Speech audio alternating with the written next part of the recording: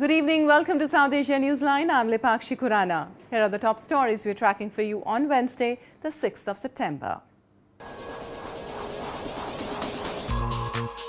India-Myanmar inked 11 agreements to strengthen multifaceted partnership.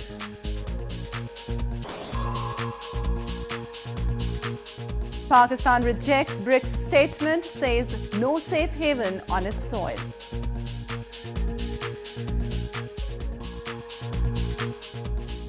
And journalist and activist shot dead in southern India.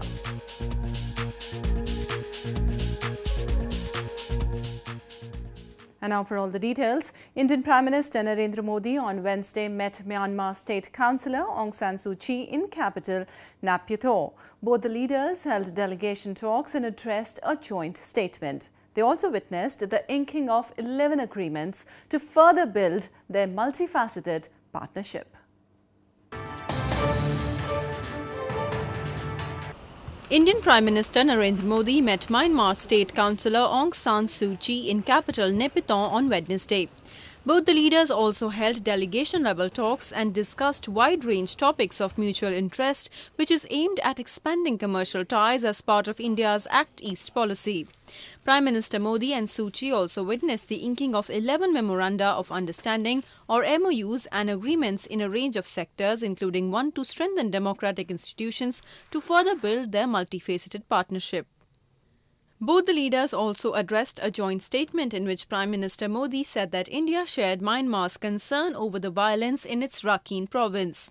चाहे वो बड़ी शांति प्रक्रिया हो या किसी विशेष मुद्दे को सुलझाने की बात, हम आशा करते हैं कि सभी स्टेक होल्डर्स मिलकर ऐसा हल निकालने की दिशा में काम कर सकते हैं जिससे म्यांमार की एकता और भौगोलिक अखंडता का सम्मान करते हुए सभी के लिए शांति, न्याय, सम्मान और लोकतांत्रिक मूल्य सुनिश्चित होंगे. Suu Kyi hailed the relationship between India and Myanmar and thanked Modi for supporting their fight to restore democratic values. Prime Minister Modi had earlier also met Myanmar President and steps to deepen the historical relationship between the two neighbours were discussed. He arrived in Naypyidaw on the second leg of his two-nation trip on Tuesday. He had travelled to southeastern Chinese city Xiamen, where he attended the annual BRICS summit. Meanwhile, India's Foreign Minister Sushma Swaraj on Wednesday addressed the Third Eastern Economic Forum in Russia. Swaraj said her visit to the country shows India's strong commitment to strengthen cooperation with Russia. She also held bilateral talks with the Deputy Prime Minister and a Russian counterpart.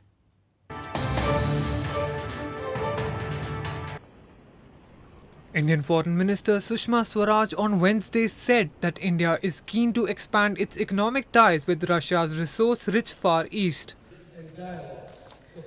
Addressing the Third Eastern Economic Forum in Vladivostok city, she also sought investment from the business community in Russia's Far East to help the two countries achieve the $30 billion bilateral trade target by 2025. Swaraj said her visit to Russia reflects the strong commitment of India to strengthen cooperation with the country.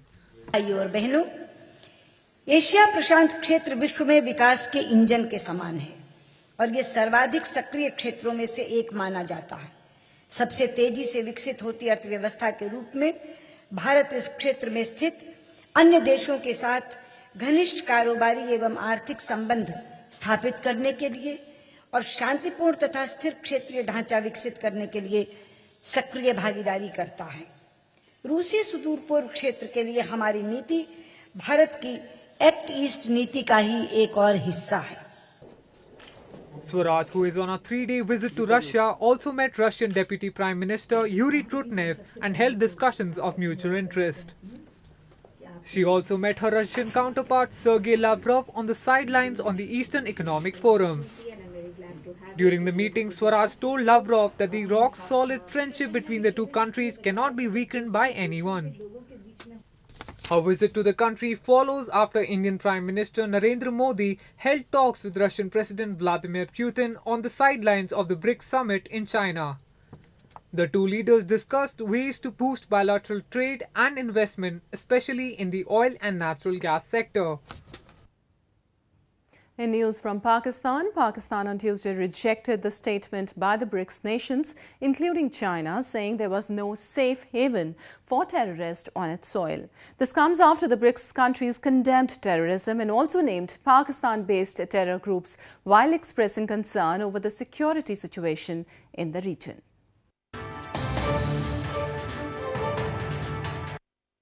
Pakistan's Defence Minister Khurram Dastgir on Tuesday rejected the Xiamen declaration by the BRICS nations, including China, saying there were no safe haven for terrorists in its soil. Dastgir made the statement during a meeting of the National Assembly's Standing Committee on Defence. In the declaration adopted at the end of the BRICS plenary session in Xiamen city of China, BRICS leaders condemned terrorism in all its forms and manifestations. They also expressed concern over threat posed by terror groups, including those based in Pakistan. Dastgir also said his country would seek to resolve issues with the US in a peaceful manner. This comes after US President Donald Trump, during his policy statement on Afghanistan and South Asia last month, singled out Pakistan of harboring agents of chaos and providing safe havens to militant groups.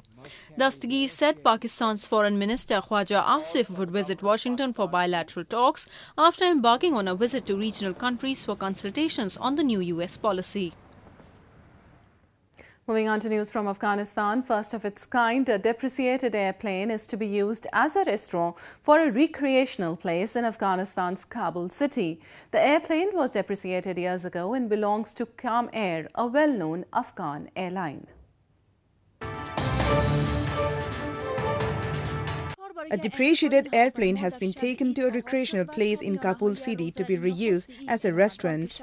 Depreciated years ago, the airplane originally belongs to an Afghan airline called Calm Air, which now has been transferred to Pakistan, a recreational place in Kabul. The new addition to the recreational place has created excitement among the visitors of the park.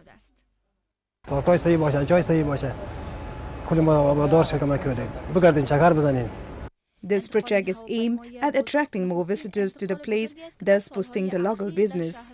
The airline officials gave the airplane to the recreational place based on a contract. In news from Nepal, devotees in Nepal's capital Kathmandu on Tuesday celebrated the festival of Indra Jarrah with fervour, where they worshipped rain god Indra. As part of the celebrations, the chariot of Kumari, the living goddess, was taken out in a procession through the main streets of Kathmandu.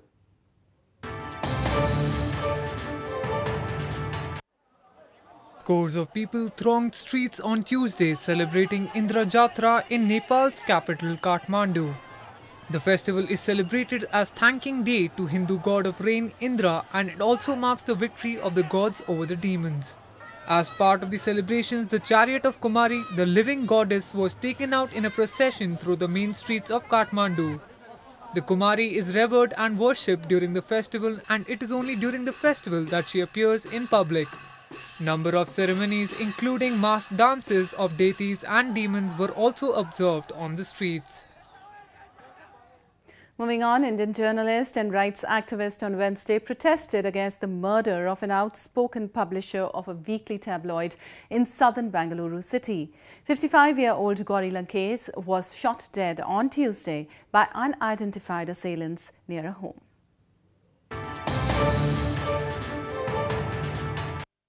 The editor and publisher of Kannada language tabloid Gauri Lankesh was shot dead on Tuesday by unidentified assailants near her home in India's southern Bengaluru city.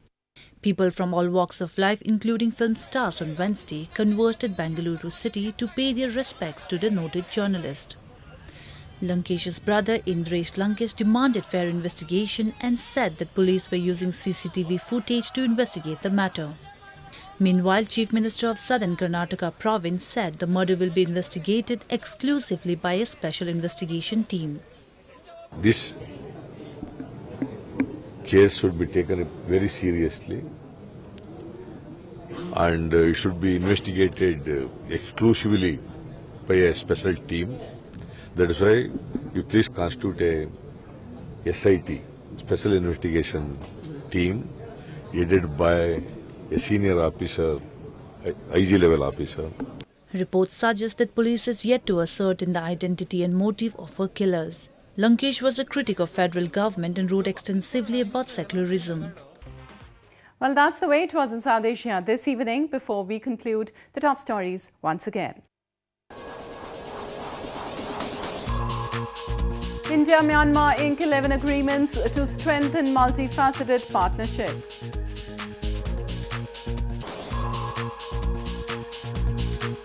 Pakistan rejects BRICS statement, says no safe haven on its soil.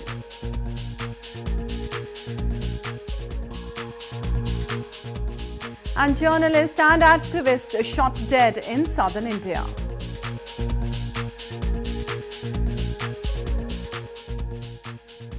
Now our viewers can watch the show on SouthAsiaNewsline.com.